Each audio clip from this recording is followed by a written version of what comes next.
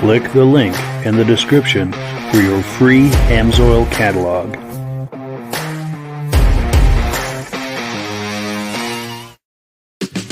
Before we get started, I'd like to give a quick shout out to some of our friends. The Eastern Snowmobile Racing Hall of Fame. Search for them on Facebook. Central Minnesota Pond Racing. Search for them on Facebook. The historic Lancaster Motel for the ultimate Eastern trail riding adventure. Crane's Snowmobile Museum at 172 Main Street in Lancaster, New Hampshire. The Vintage Snowmobile Club of America Quarterly Magazine. The Bridge Street Garage Racing Team, the house racing team of the Vintage Snowmobile Podcast. The New Hampshire Snowmobile Museum at Bear Brook State Park in Allenstown, New Hampshire. And lastly, if you decide to advertise with the Vintage Snowmobile Podcast, this could be your advertising message. Good evening and welcome to the podcast. I'm really glad you're here. I have a robust lineup of vintage snowmobile entertainment on tap for you tonight, including some live guests waiting for us in the waiting area.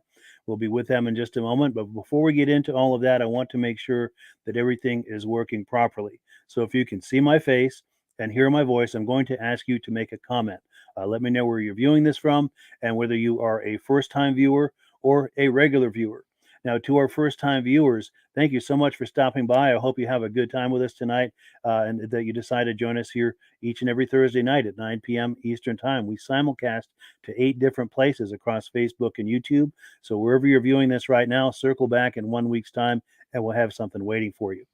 To our regular viewers who are here week after week and season after season, you guys are the ones who make this possible. We thank you so very, very much for that. Let's take a couple of quick comments. We'll bring our guests on right after that. We've got Mark Volbrecht weighing in. We've also got someone on Facebook saying from Eland, Wisconsin. They're saying good evening. They're from Eland, Wisconsin. And Dave Lowry says looks good and sounds good in Alberta, Canada. Wonderful. Well, good. It sounds like everything is working properly. Let's bring our guests on and turn on the microphones. And yes, everyone's in the house. How we doing tonight, gentlemen? Great. Got some snow on the ground, ready to get the trails open in Wisconsin. Wonderful. And Rob, it's wonderful to have you back. I know you've been away for a couple of weeks, but it is wonderful to see your face. Wonderful to have you back. I'm going to have to be taking hauls all night long before I don't start coughing, but I'm here. No worries at all. Cool deal. We also appreciate the Santa hat as well. And Jeff and I have Santa hats too. We're going to be putting on a little later in the podcast. But there we go. Yeah, and let me put mine here too. Sweet. In fact, what we may do is when we roll the first video, is I think while the video is rolling, I'm going to take the headphones on, put the hat on, and Jeff is welcome to as well. But yeah, I'd like to welcome Jeff to the podcast. Tell us, Jeff, a little bit about yourself and what we're going to be talking about tonight. Well, I'm an avid snowmobiler. I started this back when I was 8 years old. I've been involved with snowmobiling all along. I can tell you a little bit more of a Christmas story as the time goes on here, but I run a couple of websites also, and I try to stay involved with snowmobiling as much as possible, even up to grooming and take care of trails and things like that. One of my sites is snowtracks.com. I'd like everybody to try to check it out. What it is it's a site that has all types of trail conditions, and we handle about 9 states. California, people don't realize that there's snowmobiling out in California. Wow. In the Sierras and things like that. We don't have much out east, and we'd like to pick some more people up out east. And the way we do it is that we make you a reporter, your club a reporter, and then also in that area we have that you can get advertised in that area, and we pay back to the club. We work it out with the club, but we need to have a page so that we can support our motherboard systems and things like that. But that's just a small one to do. And then I probably shouldn't say this, but I'm the administrator of DoTalk.com. Yeah, nice. It's very cool. That's a great page. I've been on there a few times. It's a great resource. You're a busy man, Jeff. Oh, yeah. My dad always told me, he says, when you retire, and I've been retired for about 1.5 years, you get busier. So that's what's going on. Cool deal. Cool deal. So let's take a look at our menu here. The first thing we're going to talk about, item number 2, is we've got an interview that you did with Lyle Forsgren. Do you want to set that up for us? Tell us what we're about to look at. Well, we're going to start with the Tripar story and how we ended up having Lyle at the reunion. Sure. The Tripar story started at 3 guys got together down in southern Wisconsin, actually over by Cedarburg, Wisconsin. Got together, and Herb Gall was one of them, and Jack, and I can't quite remember the other. I'm remembering all this. You got to remember, I was like 14 when this thing started. Sure. So they got together and they started their company, and they really couldn't get a name for their company, and it was to deal with fuel oil and stuff like that, and gasoline and oils, and they were buying direct, and it was being shipped into a rail yard, and in the rail yard, they wouldn't put their names on the bills of lading because there was a little confusion going back and forth of who was really in charge or what was going on. So the German dock worker says, we got to put something on here. So he saw 3 as tri and partners as par. So that's where Tripar came from. It was 3 partners. Tripar, yeah. Yeah. So after a while, the other 2 guys fell off, and Herb Gall kept it going, and he ran it into the 40s. This is, like I said, and started in the 30s. He ran it in the 40s and was involved with auto repair and, of course, a gas station. Then it grew bigger as it went on along. Later on in the 70s, he sold it off to his kids. And one was Ken, and the other one was Steve. And what they did is they made them more like convenience stores or stores where you could get, Mercury outboards, things like that. So that's where it kind of all came back together as Tripar. But the story of this reunion coming back starts with Dan Giannotti. He, around 2015, he started doing the legwork to find out what is this Tripar team. And the reason it intrigued him so much is that he was racing at the time, and he went to Goodwin's down in Illinois to do some work on his race sled. And in the corner was a Mercury 76 liquid cooled Mercury. And he kept looking at it, and it said Tripar on the hood. So that intrigued him to start looking. So then he finally started contacting some people. And Jeff Gall is the son of Ken, who owned it. And Jeff is the main backboard of this, who's gone out and promoted this and brought this back. But without Dan Giannotti doing all the background legwork to find out all the racers that came out of Tripar, which made it the largest independent race crew. Yeah. So in 2020, they decided to bring everybody together. I couldn't make that actual reunion, but my brother was there, and they brought some sleds in. Mr. Burns, Chuck Burns, was one of the first drivers. He restored a 76, and all the drivers that were there actually signed it. And you'll see the pictures of that as we go through the podcast. Yeah, I think let me pull that up here. Is this the image you were talking about? Yeah, yes. And the Chuck Burns is the one in the front there. Behind him is Jeff Gall, the owner of Tripar right now. And the other two are brother-in-laws to Chuck, Dan and Jeff. So, I mean, or Mark, excuse me. But, yeah, that's the sled that he restored. And you see the signatures on the hood. That hood has been signed by every driver that was a Tripar driver that was there for the reunion. Now, we had 3 reunions already. So leading into the next interview is that, this is 50 years of the Merc Twister. So what we want to do is we want to advance this and bring it up. So in the last reunion we had, we found out a little bit more about the Twister. And I think you've got this interview set up with Lyle Forsgren, who was the guy who actually started with the Mercury and was brought into Mercury. A little background, he worked for Boeing. Then he went to Rupp, and he talked about that, Mercury had snowmobiles, but they weren't racing snowmobiles. They had the Lightning and the Hurricane and things like that. And, of course, the 250 lead sled. Sure. And Kiefer built those, and he built, everything Mercury built was built, indestructible. It was built heavy motors and everything like that. And Kiefer said, I'm not number one now, but someday I will be number one. So they brought in this Lyle, and let's play the interview. And he tells us about how he ended up at Mercury, that he was put in a room and he was told to build this Mercury Snow Twister. And I'll go back into the story, the rest of how Tripar evolved after the interview. Sure. And like you said, this man, Lyle Forsgren, was the catalyst, the designer of the famous or infamous, depending what team you're on, Snow Twister. He was the guy behind that. He was the guy behind it. He brought it in, and that's where this all stems back to. If we didn't have the Mercury Snow Twister come out, and actually he was working on this in 72 already. Wow. So, and when he went to Rupp before that, he never even seen a snowmobile. He worked on airplanes. Wow. So this whole thing came back around, and he rode some snowmobiles on the grass, as he'll tell you in the interview. And then I kind of chuckled with him when I was interviewing him. I says, well, you kind of had a room where nobody could come in. He goes, no, there was actually a room built inside the factory that nobody was allowed in that room except who he let in there to work on that sled. Wow. So that's cool. It's very interesting. And, like I say, I'll revert back to how the Tripar race drivers all came about and like that after the interview, if you want to. Yeah, let's take a look at that interview.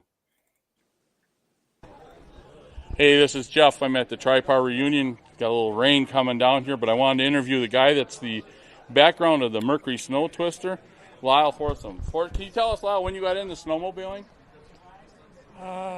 March of 71. I went to work at Rough Industries in Ohio. At that time, I had never even seen a snowmobile, and they let me take one for a ride on the grass, and then they made me an offer, so I stayed there for a year. And then in the fall of 72, I went to work at Mercury. The objective was designing a racing snowmobile for Mercury, and I designed the 400 Snow Twister. Like the one that's right here that was Chuck Burns' grass track. And in your speech that you gave at the show here today, you talked about that there kind of was a wall between regular production sleds and what you were building. There wasn't kind of a wall. There was a real wall between us, and the door was locked. And very seldom would I even get into the snowmobile department, and they couldn't come over to advanced research. And so your total objection was to build the Mercury Snow Twister, correct? that was the object, and that's what I did. And my name is on every part of that snowmobile. Super. Well, I want to thank you from the bottom of my heart. You gave me a racing career that I just enjoyed. And like today at the reunion, we brought as many people as we could together back over the last 45, 50 years. So did you have a good day today? This is a lot more than I expected. Yes, it was a good day. All right. Well, thank you very much. Thank you for your inspiration on the Mercury Snow Twister. Appreciate it. You're welcome. Thank you. My pleasure. So that is, I have to say, incredibly cool to actually lay eyes on the man who was the catalyst and designer of that snow twister that did so incredibly well in 1976. Yeah, well, and that was the liquid cooled in 76, but he actually started, building this snow twister in 72 with no place really to test it or do anything with it. And he worked on it, and he brought in the Hayeses to do testing and a couple other people to do testing with him. We had a guy over here south of me, Jack Weinberger, did some testing. He had a rider by the name of Dean Abendroth, which I'm a really close friend with. But Dean, he was a heck of a racer. But the only 2 times I can really remember having fun with him is that one time he won a large snowmobile race in the community down here. And when they got done with racing, they found out he was too young. He was only 14 years old. And he beat all the guys. So, and then second time he got disqualified. He was running in a race down in Brownsville, Wisconsin, testing for Mercury with a 400. And that was the year that you could spin the throttle around and pull it from the front with your fingers. Oh, yeah. And in the rules, there was nothing that said that they could do that. So after he won that with the Mercury, they disqualified him too. So, I mean, really? there's a lot of, in our area, because I was only 20 miles from the plant where these things were being made. Wow. So, but, there's so many people that were involved in it. And Mercury, like I say, they did some testing and stuff, and we'll talk to Doug Hayes here after a while. And then Mercury actually came up with a plan when the racing started to support their people after the 73-74 season. There's a picture in there also that shows a Stock D in Ironwood, Michigan. There's 160 entries. The last final race, that's the picture, right? That picture, that's supposedly the finals picture. And the guy out front right there, it's Tom Wehner. And Lyle Forsgren looked at this picture and he says, when I saw this back in Ironwood, the first weekend of the USSA racing, I knew I did my job. Because every one of those sleds in there is a Mercury in Stock D. That's amazing. So that picture, lives on. But again, he had the inspiration to do it and get it done. They had to build 1,000 sleds in that day. So they took off like heck in 72 to get them ready for the 73-74 season to build that 400D stocker. And they actually had to use Kohler motors.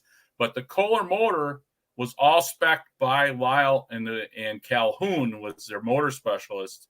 Sure. They're the ones that put the motor together to run it and stuff. So going back a little bit now, we know where the twister came from. Back to Tripar, there was a draftsman by the name of Bob Hoffman, Bubba we called him. He lived in Cedarburg and worked up in Oshkosh. Well, he was so in love with snowmobiling that he bought his Mercury Lightning snowmobile from Ken Gall down at Tripar. So he was working back and forth, but his real love was to work on snowmobiles. So he transferred from the outboard situation to the snowmobile deal. And the guy was totally snow twister. I mean, the guy had a Pinto. There's some pictures of it running around that was painted up like a snow twister. That's cool. And he tried to pull snowmobile trailers with it too. So, but again, going back to Tripar is that Bubba was friends with Denny Hughes, and Denny Hughes worked with Mercury on testing and racing. Denny Hughes is out of Oshkosh, Wisconsin. Well, Chuck Burns knew Denny, and they knew Bubba, and they were talking one night in the bar or whatever, or at Parnell's place. And Chuck had a Polaris order to race, just Chuck Burns. And he really didn't think it was going to be that great of a sled. So then he decided he'd go with, try to get a Mercury. So Denny Hughes hooked Chuck Burns up with Bubba. Bubba took him down to see Ken Gall. Ken Gall, they talked as everything. He says, well, what do you want to do with this 400 sled? It's really kind of a race. He says, well, Chuck Burns says, I want to race it. So they made a deal, and that's when the first driver came aboard in that 73-74 season. And Chuck raced it on the ovals. Also, he grass dragged the heck out of it. And that's kind of when we met him. We were in the grass drag, and we were campaigning for Skidoo at that year. We were running Skidoo Free Air. And we were racing against him. We could compete. The Mercury was in the 400 class was just unbeatable, even on the grass. Wow. So as we seen Bubba there, Bubba comes over to me and my brother, and he says, you guys ice oval race? And I said, yeah, we've got some, my brother's talking to him, not me. We've got some championships down at Milwaukee Mile. We've placed second down there and a couple other deals and stuff like that. Well, that summer, I won the grass championships for junior class in the SWSRA. My brother did real well, too, and he worked out through there. But we started talking, and Bubba says, well, how would you guys like to run for Tripar? Campaign Mercury next year to run for Tripar. Well, that didn't really do me any good because I had to run a 250 at being a junior yet. Except in the SWSRA, I could run a 340 free air. Yeah. But anyways, my brother, we watched what was going on in Alaska and said, yeah, we got to have a Mercury. So we picked up this Mercury in late October, first part of November, and the last grass drag, a big state championship grass drag, was in Amro, Wisconsin. And I was behind in points to win the championship for the junior contention.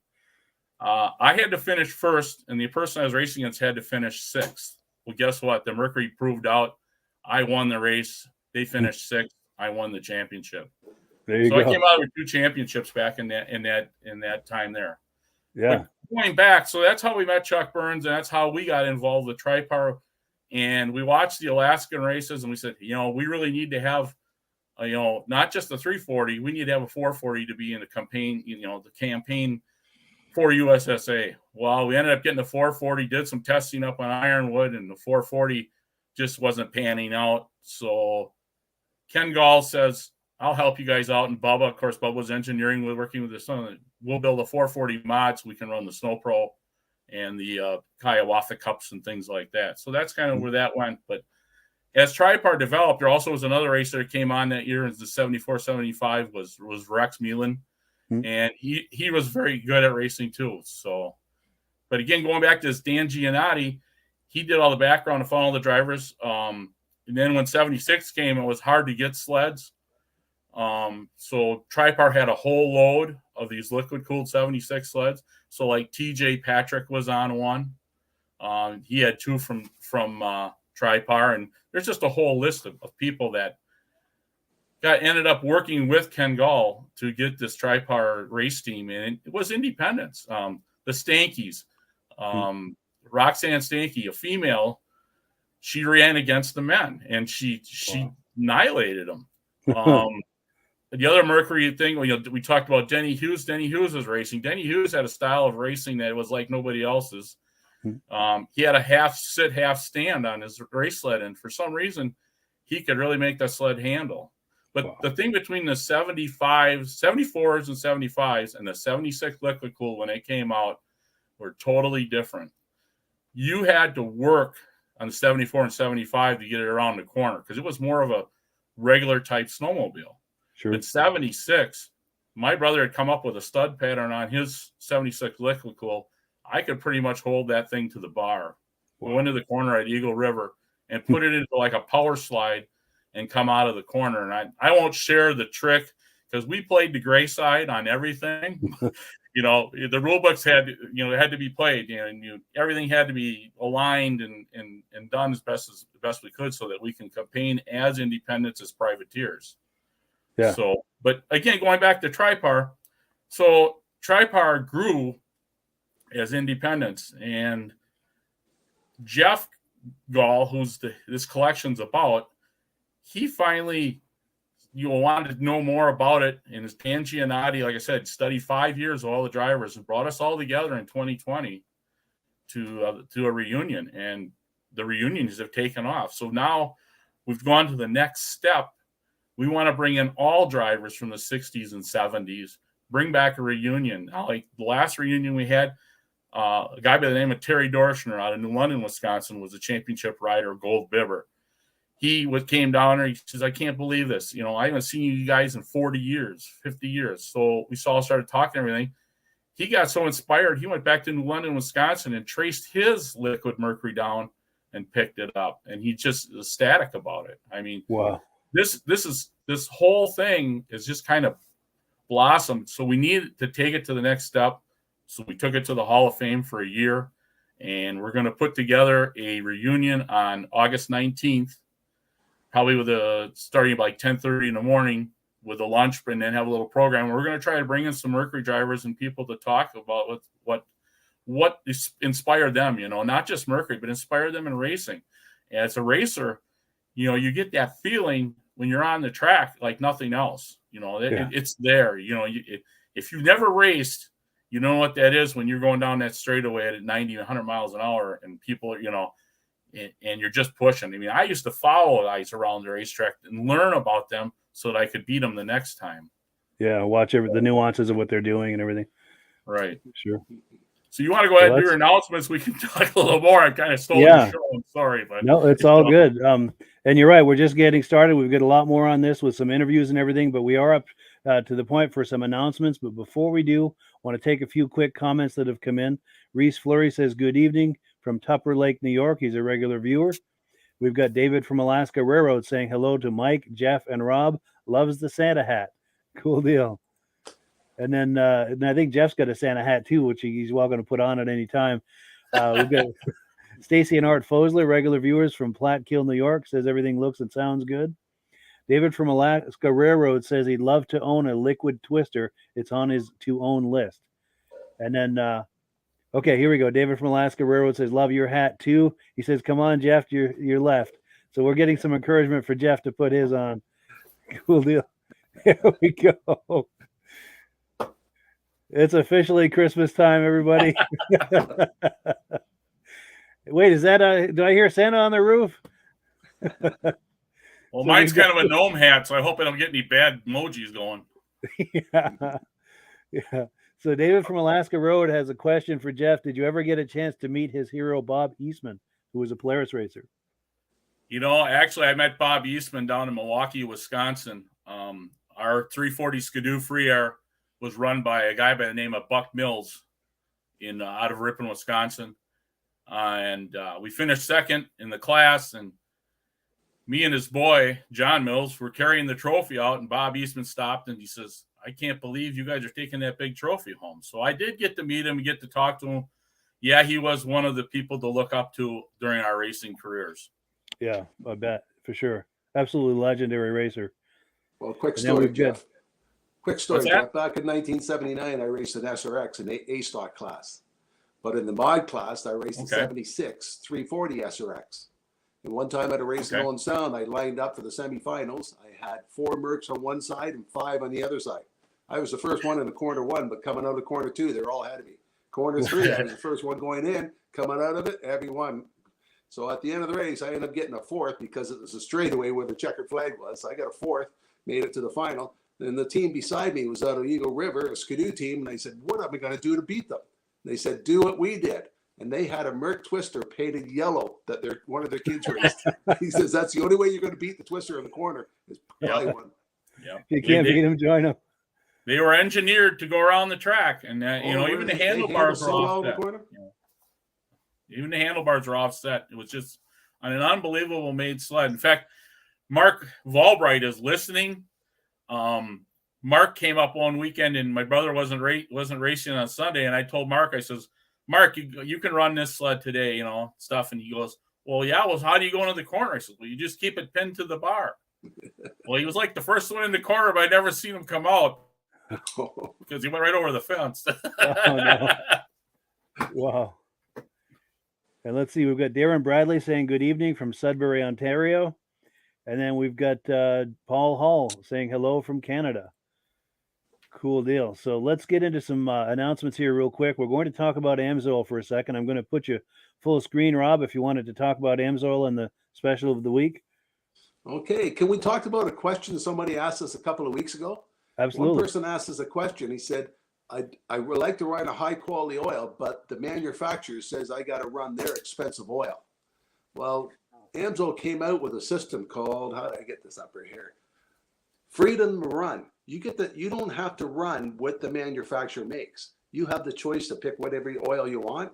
And AMSOIL came out with a program. If you got a brand new machine and you run AMSOIL, on the back of the brochure, there's a thing where you fill out, and AMSOIL is going to give you a 2-year warranty on your brand new machine. If your machine's 1 year old and you switched over to AMSOIL, AMSOIL is going to give you a free 1-year warranty on it. That's powerful. Yeah. And the promotion AMSOIL has this week is by becoming a preferred customer, you get to buy the product directly from AMSOIL. So you save 25% on the product. And if you buy $100 worth of product normally, AMSOIL gives you $5 towards your bank. And you can use it towards gifts, coupons, or whatever you want at the end of the year, or at the end of the year to pay your renewal. It's $30 a year to renew it. So this month, they're offering you double, $10. So if you order $100 worth of AMSOIL, you're going to get $10 into your bank towards hats, clothing, or pay your renewal the following year. Just a little promotion AMSOIL's got coming out to make it cost efficient for you to buy the AMSOIL product directly from them. And if you want to know how to get a catalog or how to buy the product, get a hold of Mike. Yeah, for sure. There are links in the description, and like you said too, that preferred customer program is an amazing value. And you're the one that told me this a while back, but it's very similar to a Costco membership. For just $10, you join the program, and on that first order of you joining, you get those discounts right away. The deepest possible discounts you can get from AMSOIL, plus free shipping on orders over $100. So on your first order, in most cases, you're going to save much more than your $10 investment. So it's an incredible value. And if you're curious about joining the preferred customer program, there are links in the description to get you started. And we'd love to have you join us.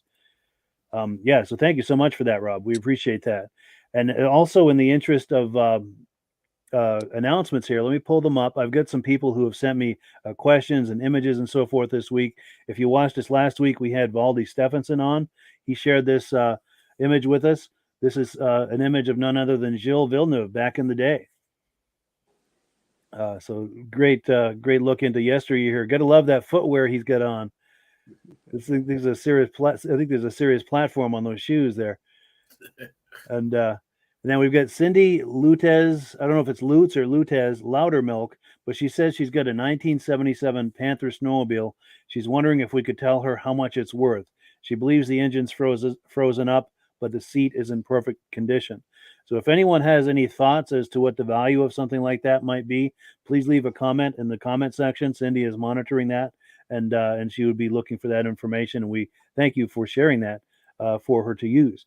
Now, Jim Dick also checked in. He said he's looking for a late 60s ski boost. If we know of anyone who's wanting to sell, again, please leave a comment in the comment section. Jim will be monitoring that, and we'll reach out to you to discuss that with you. Also, we've got Scott Langford wanting to know if anyone has information on either the Snowhawk snowmobiles or the Roloflex snowmobiles. Now, I'm going to pose a question in here too. Roloflex, is that what the Scorpion suspensions were, or was that something else? Rolo's something, the early Scorpion suspensions. Do any of you guys know? I know Scorpion had their own, pretty much patent, and the Scorpions were really fast on the grass with their rollers in it and everything like that. I don't know what else they had after that, but because it was kind of a combination bogey wheels and slide rail. It was kind of a mix Correct. Of both, and they called it Rolo something, and I might be confusing that with what Jim is talking about, or what Scott's talking about. Steve Gardner has sent us these cool images. This is some artwork that he's done. He did some incredible artwork. Check this out. I'm going to show a couple more here. Nice. And this is on a saw blade. Some Massey Ferguson ski whizzes on a saw blade. And then he's done this clock. So very cool. We thank you so much for sharing that, Steve. To the viewers, please share some love for Steve, make some comments and some compliments for him on this incredible artwork that he's done. We'll pop these up again so we can get another look at them. But yeah, thank you so much, Steve, for sharing those. We really appreciate that. So yeah, the announcements are now officially out of the way. We're going to go to item number 4 now. We've got an interview with Guy Peterson. Do you want to talk that up and set that up for us, Jeff? Guy Peterson showed up at the reunion, and he was hesitant about coming to the reunion. He thought it's going to be, a little bit of a social thing like that. But Jeff Gall is, he's brought together these sleds. He picked some of them up from Neil down in the Iowa area, and these Mercuries, like I say, some of them are original race sleds, and some are clones that were brought back to look at the position that they're in now up at the Hall of Fame. Mm-hmm. But Guy Peterson, like I say, he was a racer. And he in his interview explains all the places that he raced for and things like that. But go ahead and run it, guys. Quite the guy. Excellent. Let's check it out. This is Jeff. I'm out here with Snow Tracks today at the reunion for Tripar, and run into a couple of drivers that were invited down. And this is Guy Peterson. Guy, when did you get into snowmobiling? I started in 1967. 1967. And when did you start racing? I was racing already back then. I had a Skidoo 8-horse. I started with a Skidoo 8-horse, moved up to a 370. That was a big runner back in those days, 1969. And then I went to work in Superior, Wisconsin. Went to work for a snowmobile company there. And they had a race team, and they sponsored us, and we started racing from there. So it was a Red Diamond team. I went from there to Halverson's team in Duluth, to Tony Avi had a team in Hurley, Wisconsin, and then I went to race for Mercury. So how did you get the itch to end up on a Mercury sled? Doug Hayes kind of sold me and talked me into that one, but I'm glad I did, because the machine was a great machine. I wish they just would have produced them a lot longer than they did. Correct. Okay. Hey, did you have a good day today at the reunion? I had a great day. I wasn't real fired up when I got here. I thought, this will be so-so, but very compelling. A lot of tears were shed. I was impressed with the speeches. I met a lot of old friends, and that's the name of the game. Right. Thanks very much, Guy. Guy Peterson, one of the big racer drivers that's been invited to the Tripar reunion. Thank you. Thank you. Yeah, that is very cool.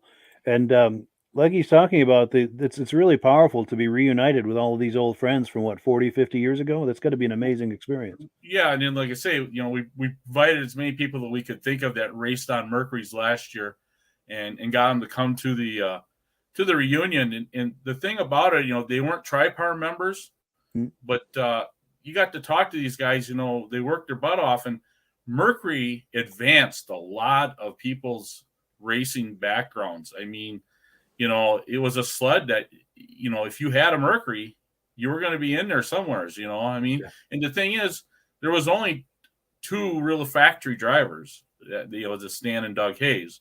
Mm-hmm. The rest, though, but see, like I say, Mercury, and this goes into, I think the next interview is, the next interview was Doug Hayes, but they took the guy in 74, Tommy Wehner, and that's coming up in 2 interviews. We can play that one next. Okay, let's play that one next. But yeah, they went to Tommy and said, he had a background of testing sleds and Mercuries and stuff. And they said, we really need a support team for these independent racers. So Tom would kind of hand pick and help these people along. So if you were a competitor and you were up in there, he'd help you out with parts or whatever you needed to get the job done. So that's where the support part of it came in. Mercury didn't just look at the 2 factory drivers.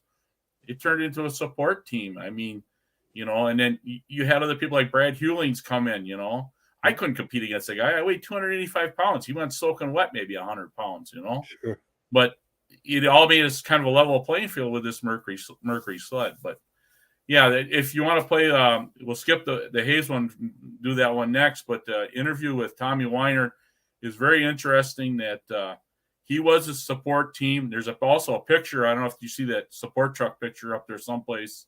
Yes, in there. Let me pull that up. Where the heck was that? Right here. Yeah, that was Well, and I don't want to make it fun, but we had some quite hairdos back in those days. But that's Tommy Wehner standing up in the front there. I really don't know. I know the other two guys, but I can't off the top of my head think of their names right offhand. And that's what happens when you got to do these shows. You can't remember everybody. That with age you start to get a little bit of a lose the memory. But yeah, for sure. It was Mercury's idea to support the independent. That's cool. Yeah, let's take a look at that interview with Tom here real quick. Hey, this is Jeff. I'm at the Tripar reunion. Ran into a little of the factory support, Tom Wehner. Tom, when did you start getting into snowmobiling? Well, Jeff, back as a first test driver in 1967, and I was the first test driver for Mercury. How old were you when you first started riding, though? First started riding? Yeah. Believe it or not, we used to do a lot of sturgeon spearing on Lake Winnebago, and the family bought an old 12-horsepower Kohler Artie Cap Panther. There you go. Yeah, and that was my first ride, but there we used it for work. We weren't really racing. Right. You kind of summarized in your talk today about how you got involved with Mercury. Can you just summarize it again a little bit and how you became support? Yeah. Well, Jeff, you're looking back, you kind of wonder how things happen, but actually it all started here, Jeff. I was racing supermods and open class machines for several years, and then I had a chance to buy a stock twister. Never ran stock in my life. I did back in the 400 area, made some money, was always up there in points. Ended up earning a gold bib in stock D, and all I can say was it was just fun racing. But the numbers were big, which meant the payout was terrific. So I paid for my sled the first race, had a great time, had a good career that year racing. And my friend Lyle Forsgren said, Tom, you know what you got to do? You got to help more independent racers. If a big guy like you can run stockers like you did, you can give those guys a lot of support. So I ended up with the in charge of the support, and it was a lot of fun. Really enjoyed it. Super. I appreciate all you did. You backed me when I was doing my racing program and stuff. So again, thank you, Tommy, and I appreciate you taking the time with us to speak to us today. Thank you, John. Thank you. Very cool. Very cool. In fact, before we go any further, I want to get caught up on comments because they're coming in hot and heavy here. That's good. Yeah, for sure. Now, Paul Hall, he's talking about those paintings from Steve.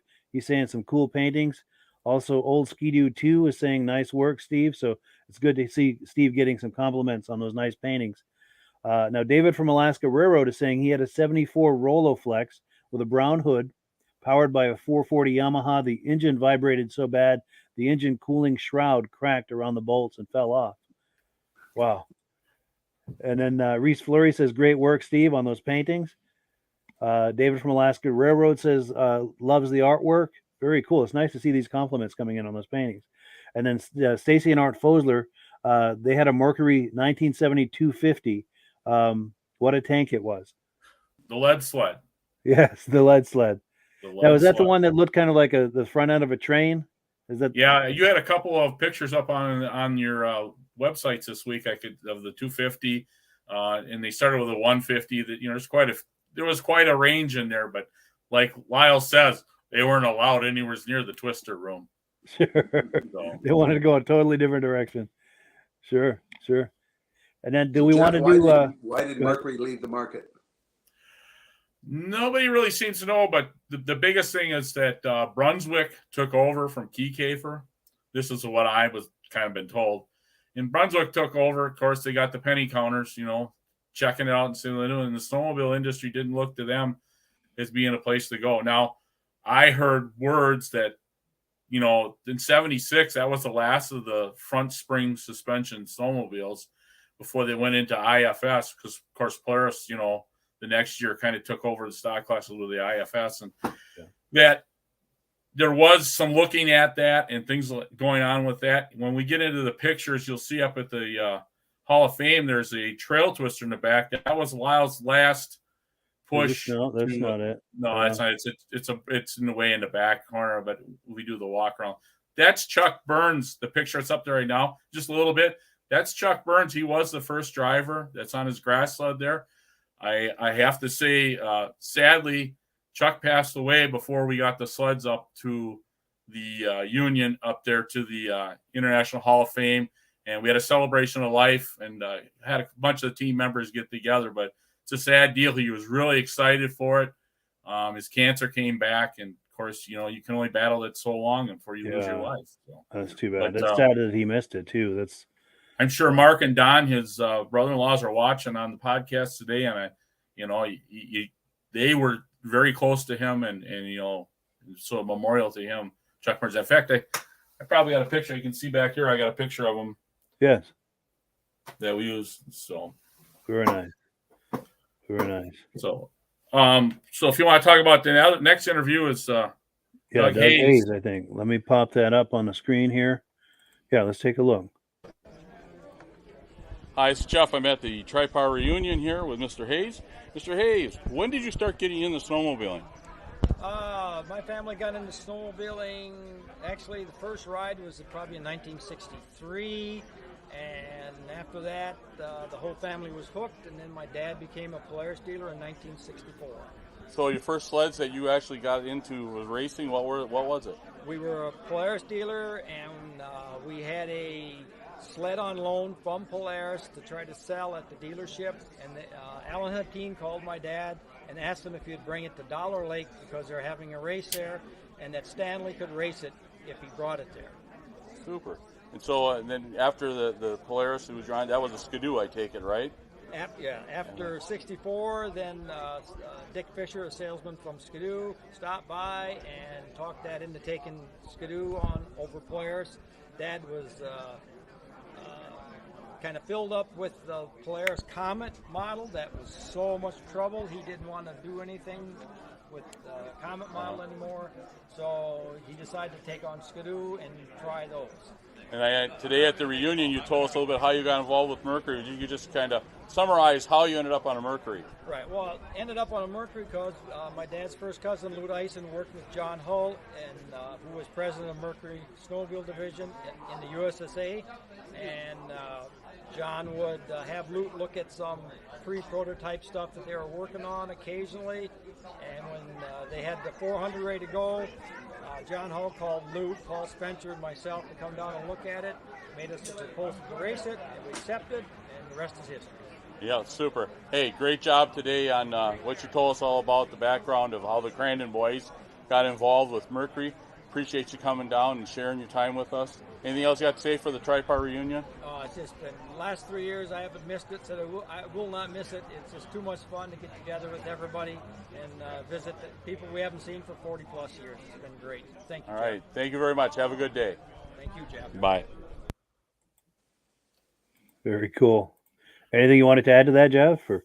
Yeah, and like I said, your two factory riders were this, Hayeses, and they got to test and make things. And he told us some stories of stuff that they made that they tried on their race sleds, with titanium and all the other things that were used in those days in the Snow Pro series, and the way they did things in the testing. And even when Lyle built that first Twister, they had no place to really test it. I understand from listening to these guys talk, and that's what I do.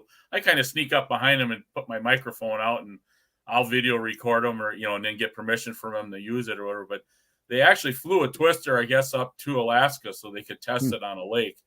Wow! So that they knew that they had something to work with before they started putting that 73 or 74 or 400 together. Which again, he started back in 72 on it already. Wow. So, but going back again to Tripar, Jeff Gall took the initiative to bring this all back together, and it's lit a fire. It looks like it's getting incredible momentum. And I'm glad to see that he stepped up and he wanted to do this to go to the Hall of Fame. It's there for a year. People can go look at it, and we got some more pictures you can go ahead and show. And just a little bit, as I did a walk around, as you can look there to the right there, that Team Tripar sled there was Scott Abraham. He was a big 250 rider. He actually campaigned on the 245 Skidoo RV. The next sled, number 2 there, it was the Stanky sled. Roxanne Stanky ran that. And her son set a record on a half-mile track for a 250. And it's in the article. You need to see that article that's in the Vintage magazine that helps support you. The next one, the 519 back there, that was Chuck Burns' grass sled. The Trail Twister is Lyle's deal to do with a long track for off-trail. Yeah. The one in the middle, and actually, if you see the picture and behind that one in the middle, way in the back, that's me. That's my last race in 1980 at Eagle River. Nice. And the one is a prototype, and the other one is the liquid cooled in the middle to the front. That's the sled that Chuck Burns restored, and we all signed it. The one in the back corner there, was a Hollis sled. That's a special 400 motor in there, and the whole sled is completely lowered. The 14 sled is Denny Hughes. Now, a story about Denny Hughes is that he couldn't race in 76, that he got hurt up at International Falls, Minnesota. We were all out on the test track testing, and he took a spill and he separated his shoulder, so he couldn't race. Well, there was another racer who was a good racer from Oshkosh, Chuck Ross, ended up getting on Denny's sleds and campaigning on Denny's sleds all year. And Chuck came away with like bib 5 or 6 the next year in a gold bib. The 473 is Rex Million's sled, and I'm kind of partial to the 3510. That's my brother's sled. That's what he campaigned on in 1975. It was a 340. We really ran good at International Falls, Minnesota, and a couple other places. We had a buddy by the name of Bob Platt. He campaigned down in the Southern Wisconsin Racing Association, and he won quite a few of those classes. But you got to remember, back in those days, it was nothing to have 130, 140 people entered into a race. So if you made the final, you definitely were working at it to make that sled go. Yeah, that's cool. And let's take a look at one more image here, and then we're going to have to start thinking about wrapping up here. But any quick thoughts on this here? Is that Chuck on the left? That's Chuck on the left, and then behind is my brother, and then Denny Hughes is the next one that's kind of closest to us, and those are all other drivers that were Tripar drivers at one point in time. Nice. So, and then a couple other quick comments on these photos here. Now, 3510, I think you talked about. That's my brother's sled, and that's the 75 sled he campaigned on in 74, 75. International Falls, Minnesota, we raced. Alexandria, Minnesota. I liked getting out of school to go to these. Like I said, I was 15 years old. So. Oh yeah, you're loving that. Yep. Cool deal. And then this is Chuck as well, I think, isn't it? This is Chuck Burns, and he was really dedicated to the Tripar team. He was the first driver, and it's sad that he did not get to see this all happen. Mark, his brother-in-law, was up there when we were putting the sleds in there, and I says, he's looking down on us. He sees this. He was really excited for this to happen. So, yeah, he's looking down from above on this with a big smile, I'm sure. The thing is, at the reunion, nobody knew anything about what was going on. I mean, he kept it very private, and sure, it was really sad to hear about it. Yeah, so, and Jeff Gall was the person that they let know, and Jeff, this is hard on him. He's the one that called Bubba. And Bubba's the one that was actually like the team manager and ran the team.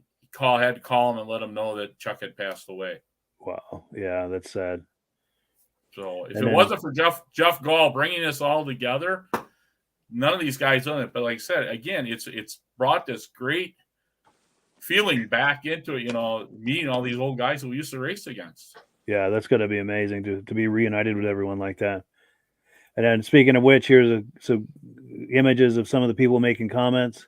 Right, those Wehner, Doug Hayes, and then there was another guy that got up there and spoke. And you heard them guys talk about tears in their eyes. Well, the kid, he was a kid at the time, didn't know his dad very well, but his dad bought him this twister, and he raced, and he produced quite a few wins in the junior class. And his dad worked at Mercury, and they said, "Well, why'd you buy that sled for your kid?" Because I knew my kid had it in it, but the kid didn't know all the things behind it.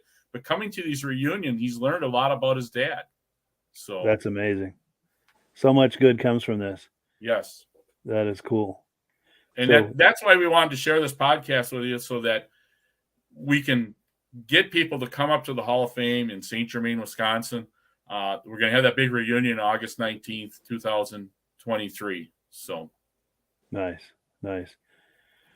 Well, cool. Yeah, the program has come around to the end so quickly. We're going to have a Christmas moment here in a second. I want to just take a few quick comments here.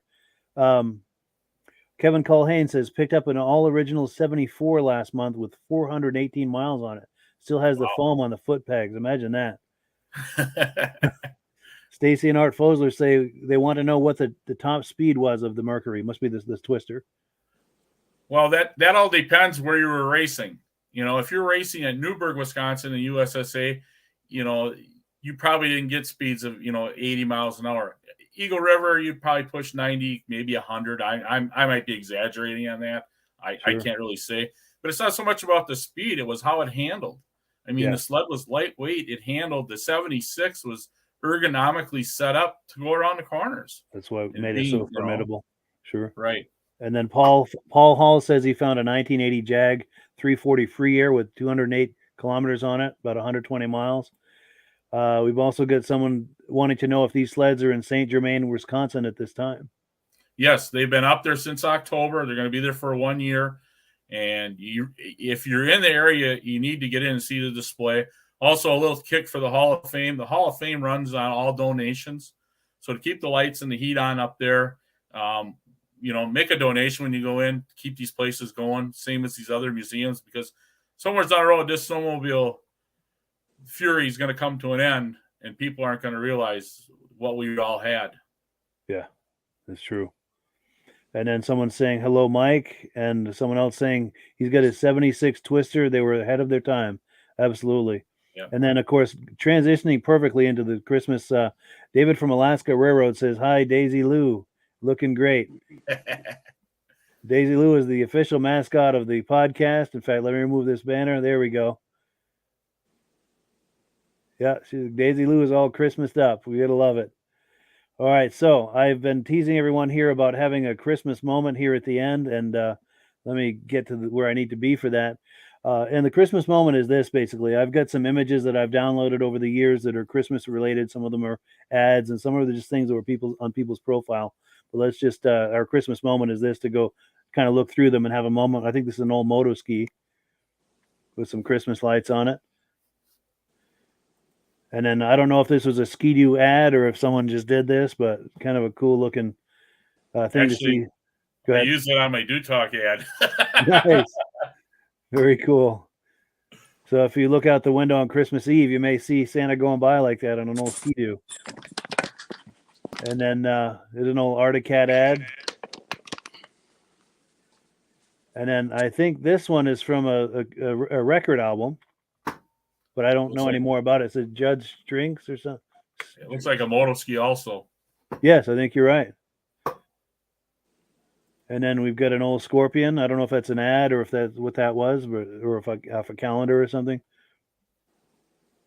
And then my favorite one I'm saving for the last. It's this one. I don't know who did this or who made this, but I found it somewhere online, and I just think it's beautiful. It really captures what things were like back in the day, snowmobiling.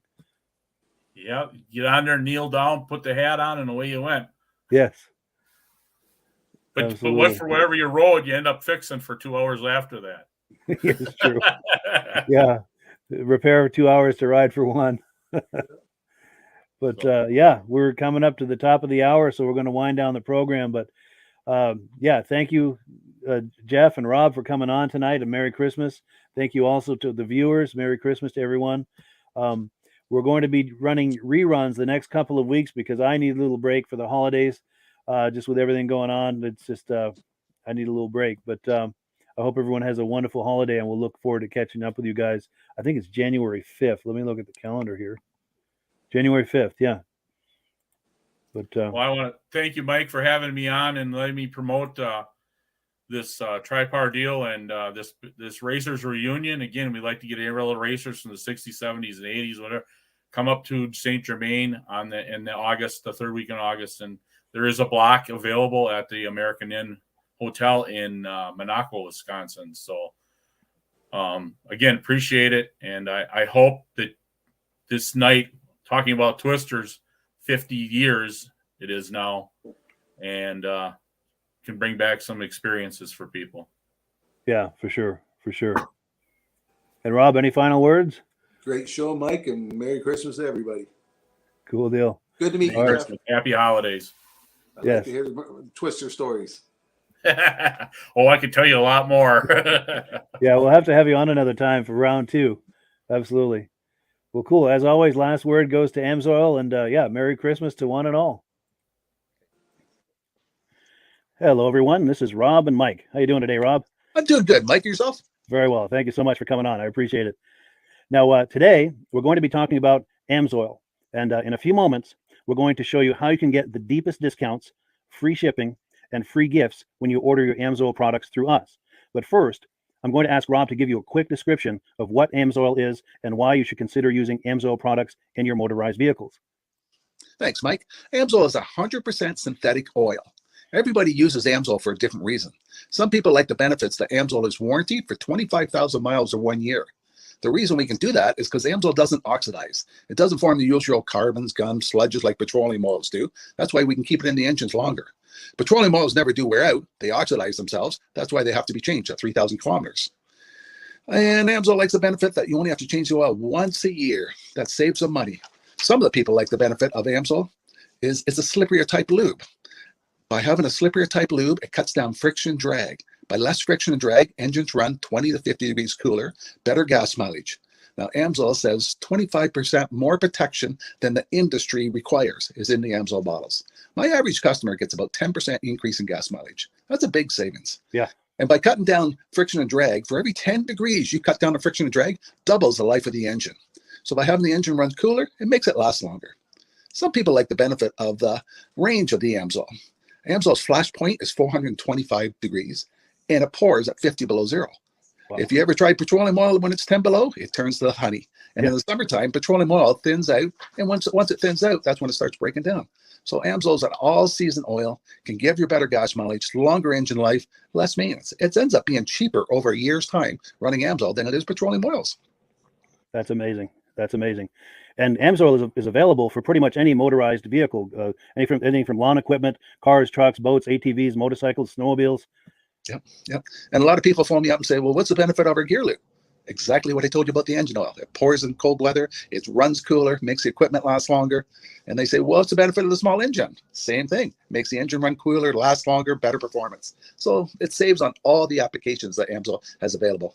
Wonderful.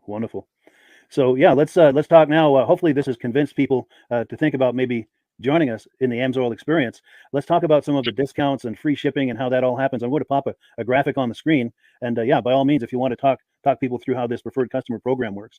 AMSOIL has a number of different programs. One of our main ones is a catalog customer, where somebody can order directly out of our catalog. If they order out of the catalog, they order $100 worth, AMSOIL will ship it right to their house. But our best program is our preferred customer. For only $10 for 6 months, you become a preferred customer, you save 25% on all the product. You order $100 worth, they're going to give you free shipping.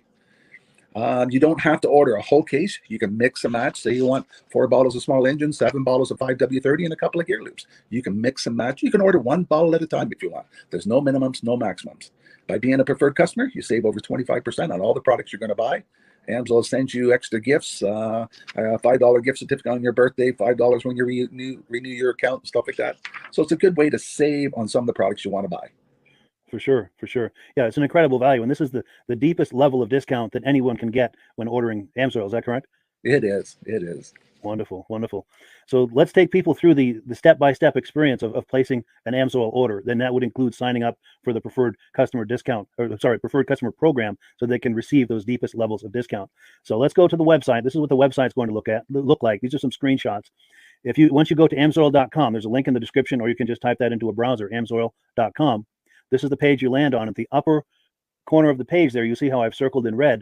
That is the link to click, the Join Now link. That will take you to the Preferred Customer Program page, where you can take advantage of all of these discounts and free shipping and everything that we've just been talking about. This is what that page looks like. In the lower right, you're going to click Join Now. This will pop up. You select the duration you'd like, whether it's 6 months or 12 months, and click Add to Cart.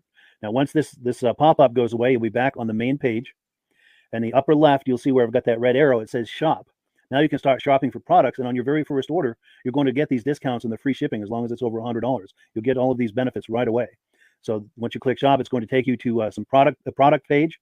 There's different types of oils, lubricants, so on and so forth. For the benefit of this exercise we're doing now, I'm just going to click motor oil. It shows different types of motor oil. Let's click gasoline. Now this takes us to an item. It's their synthetic motor oil. And you can see the item there, and there's choices for different viscosities. But take a look at the price. Let's take a closer look. Let's zoom in. But if you've joined the preferred customer program first, you're going to automatically get the deepest levels of discount. That's what we're looking at here. You're saving $3.80 on that quart of oil. Instead of paying $16.29, you're now paying $12.49 for that quart of oil. That is the deepest level of discount you can possibly get. And then you just add the quantity that you'd like. You select any other items that you're thinking about, add them to the cart. And once you click add to cart for the final time, you're going to see this come up at the top of the screen. It's going to show your items and your the total that you're at so far. Pardon me. And then you just click view cart in the upper right, and that'll take you to your cart.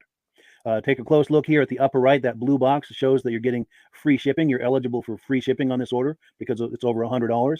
That little yellow box shows that you've got the preferred customer membership on your order that gives you the deepest levels of discounts for the next 6 to 12 months. And then below that, you've got the items that have been selected. For the exercise here, I selected 9 quarts of the signature series, but that brings us up over $100 for the free shipping. We're saving $34.20. And if you're ready to finish, you click checkout now, and that takes you to this screen here. If you haven't signed up with an AMSOIL account at this point, just click in the lower right to create an account, create a new account. It's going to ask you for some basic information, name and those types of things. Now let's take a closer look. You'll see this gray shaded box. This is a very important box. This is going to ask you if someone has referred you to AMSOIL. And if so, please enter my name. My name is Mike LaPierre. It's spelled right there on the screen for the correct spelling.